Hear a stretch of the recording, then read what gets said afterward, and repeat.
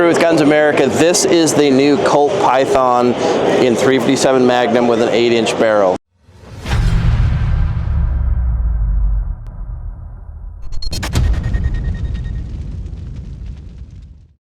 So we love Colt, but this makes our list of one of the dumber guns we've seen here at the NRA show.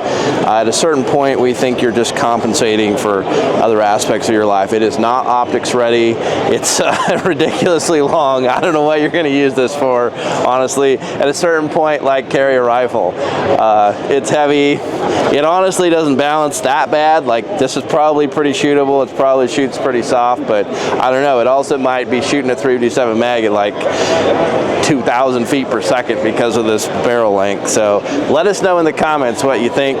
This is the new Colt Python 8-inch.